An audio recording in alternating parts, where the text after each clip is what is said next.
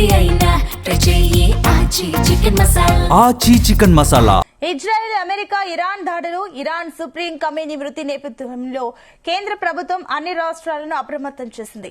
యుద్ధ వాతావరణ నేపథ్యంలో భారతదేశంలో మతపరమైన అల్లర్లు జరిగే అవకాశం ఉందని, అందువల్ల అలర్ట్ గా ఉండాలని ఈ మేరకు కేంద్ర హోంశాఖ రాష్ట్రాల పోలీస్ శాఖలకు లేఖ రాశారు. ఇక ముఖ్యంగా మతపరమైన సభలు, ప్రార్థనా స్థలాలలో ఇరాన్ అనుకూల రాడికల్ బోధకులు రెచ్చగొట్టే ప్రసంగాలు చేసే అవకాశం ఉందని, వాటిపై నిఘా ఉంచాలని ఆదేశించింది.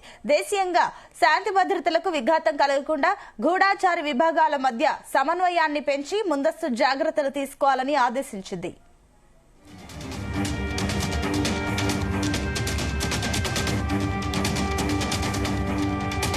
ఖమేనీ మృతికి నిరసనగా భారత్ లోని ముఖ్యమైన నగరాల్లో నిరసన కార్యక్రమాలు జరిగాయి. హైదరాబాద్, కర్ణాటక, ఢిల్లీ, యూపీతో పాటుగా పలు ముఖ్యమైన నగరాల్లో ఖమేనీ మృతిపై ప్రజలు నిరసన వ్యక్తం చేశారు.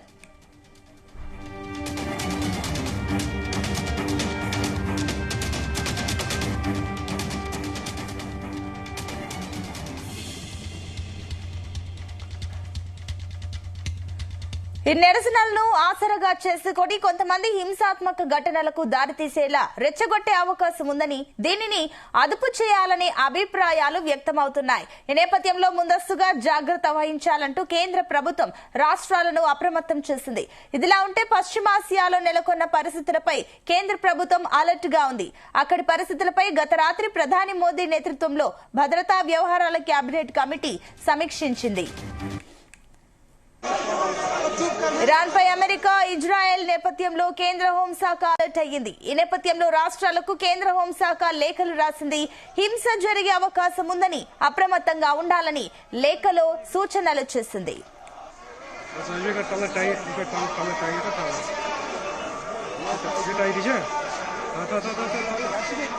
ఇదే అంశానికి సంబంధించి మరిన్ని డీటెయిల్స్ మా క్రైమ్ బ్యూరో చీఫ్ రవితేజ అందిస్తారు. రవితేజ, ఇజ్రాయెల్, అమెరికా, ఇరాన్ దాడుల నేపథ్యంలో, ఇరాన్ సుప్రీం ఖమేనీ మృతి నేపథ్యంలో కేంద్ర ప్రభుత్వం అన్ని రాష్ట్రాలను అప్రమత్తం చేసినట్టుగా సమాచారం అందుతుంది.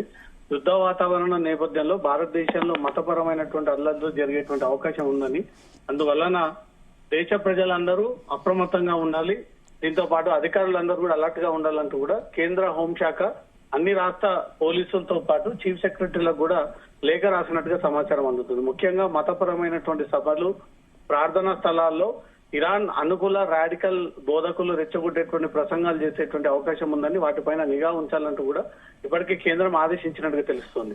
దేశీయంగా శాంతి భద్రతలకు విఘాతం కలగకుండా గూఢాచారి విభాగాల మధ్య సమన్వయాన్ని పెంచి ముందస్తు జాగ్రత్తలు తీసుకోవాలంటూ కూడా ఆదేశించడం జరిగింది.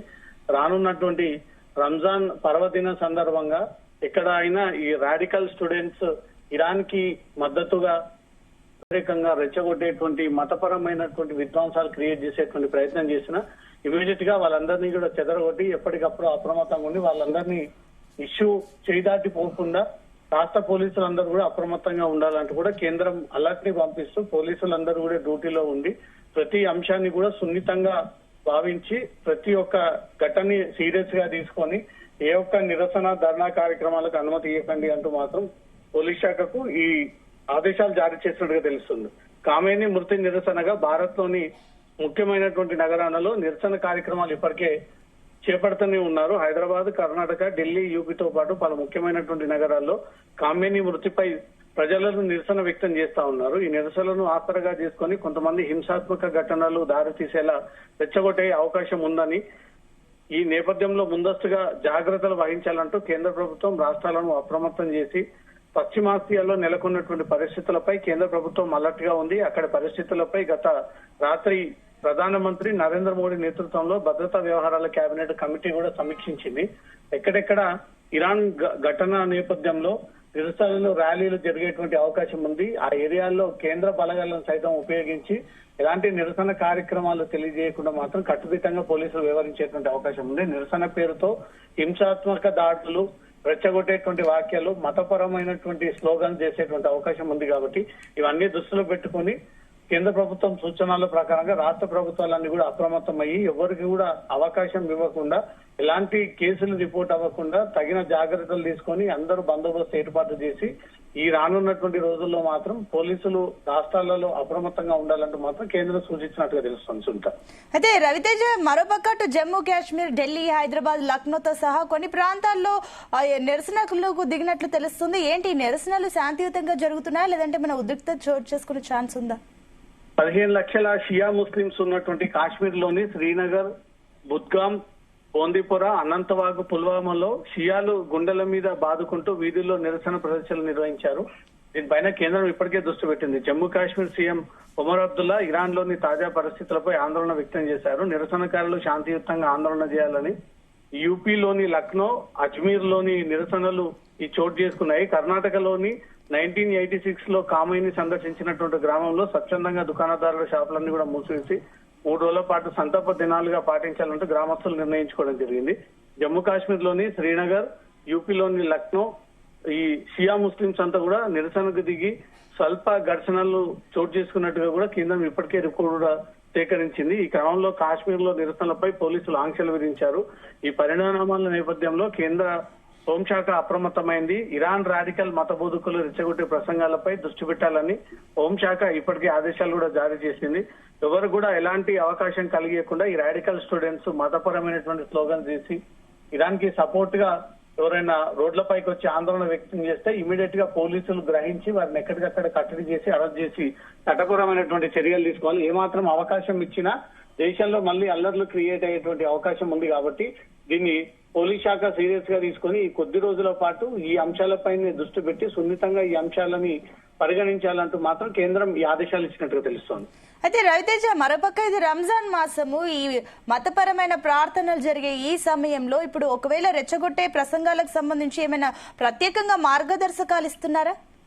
మతపరమైనటువంటి ఈ సభలు గాని, ర్యాలీలు గాని, రోడ్లపై ఆందోళన వ్యక్తం చేయడం గాని, నిరసనలు గాని, ధర్నాలు గాని ఈ వేటికి కూడా తావు లేకుండా సిటీ పోలీసులు, తెలంగాణ పోలీసులు ఇప్పటికే కేంద్రం నుంచి వచ్చినటువంటి మార్గదర్శకాలని దృష్టిలో పెట్టుకొని అనుమతి లేకుండా హైదరాబాద్ లో ఎక్కడ కూడా ర్యాలీ నిర్వహించేటువంటి అవకాశం ఉండదు కాబట్టి ఒకవేళ అనుమతి తీసుకున్నా ఏ పరమైనటువంటి అంశాలని వీళ్ళు తెరపైకి తీసుకొస్తా ఉన్నారు అనే దానిపై దృష్టి పెట్టి దానికి అనుమతిని రిజెక్ట్ చేసేటువంటి అవకాశం ఉంది. అనుమతి లేకుండా ర్యాలీలు నిర్వహించినా సడన్ గా వీరు నమాజ్ పేరుతో ప్రార్థన మందిరాలకు వెళ్లి తిరిగి వస్తూ ఉండగా ఈ ర్యాలీలు, నిరసనలు, ధర్నాలు ఏవైనా చేపట్టి ఇతర ప్రార్థనల పైన వీళ్ళు రెచ్చగొట్టేటువంటి వ్యాఖ్యలు చేసినా, మతపరమైనటువంటి స్లోగన్స్ చేసినా కొంత సెన్సిటివ్ ఇష్యూస్ క్రియేట్ అయ్యేటువంటి ఛాన్స్ ఉంది కాబట్టి అలాంటి వాటికి తావు లేకుండా పెద్దగా ఈ రానున్నటువంటి రంజాన్ పర్వదినం సందర్భంగా ఎక్కడెక్కడ రోడ్లపైన లేదా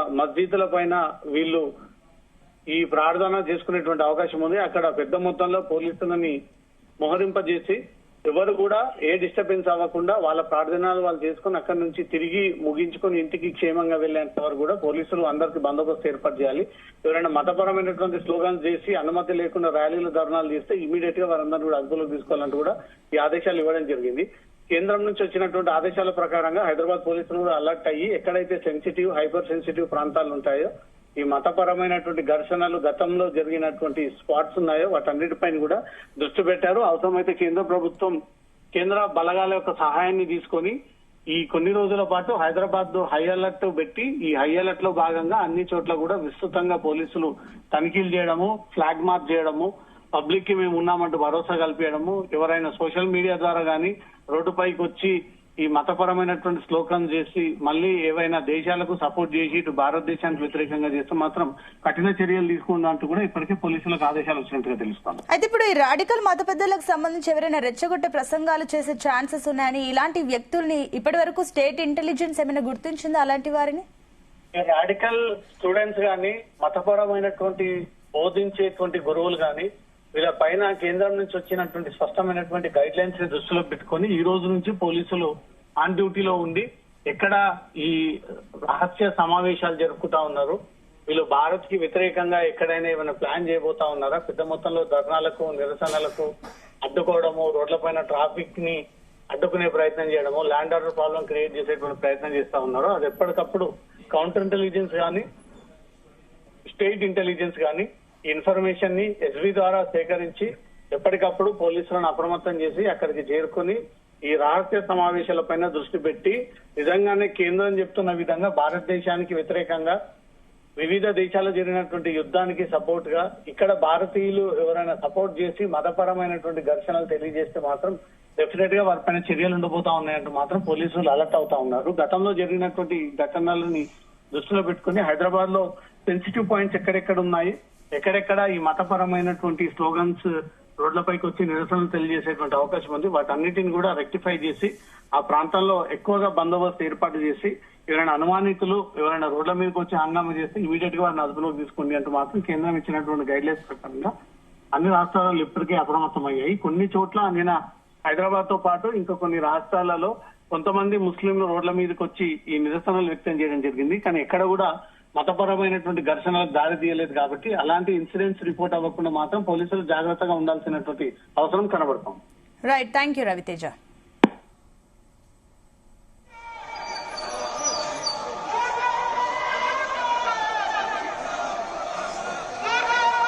జమ్మూ కాశ్మీర్ లోని శ్రీనగర్, యూపీలోని లక్నోలో షియా ముస్లింలు నిరసనలకు దిగారు. దీంతో స్వల్ప ఘర్షణలు చోటు చేసుకున్నాయి. ఈ క్రమంలో కాశ్మీర్ లో నిరసనలపై పోలీసులు ఆంక్షలు విధించారు. ఈ పరిణామాల నేపథ్యంలో కేంద్ర హోంశాఖ అప్రమత్తమైంది. ఇరాన్ రాడికల్ మత బోధకుల రెచ్చగొట్టే ప్రసంగాలపై దృష్టి పెట్టాలని హోంశాఖ రాష్ట్రాలకు సూచించింది. ఈ మేరకు లేఖలు రాసింది.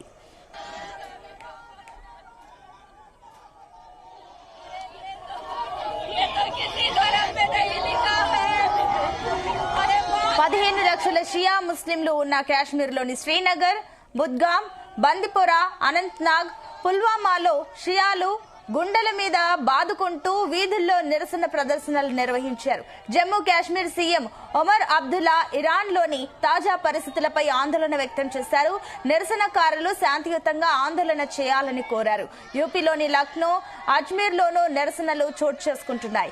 ఇక కర్ణాటకలో 1986లో ఖమేనీ సందర్శించిన ఓ గ్రామంలో స్వచ్ఛందంగా దుకాణదారులు షాపులను మూసివేశారు. 3 రోజులు సంతాప దినాలుగా ప్రకటించాలని గ్రామస్తులు నిర్ణయించారు. దీంతో పలు చోట్ల ఘర్షణ వాతావరణం నెలకొంది.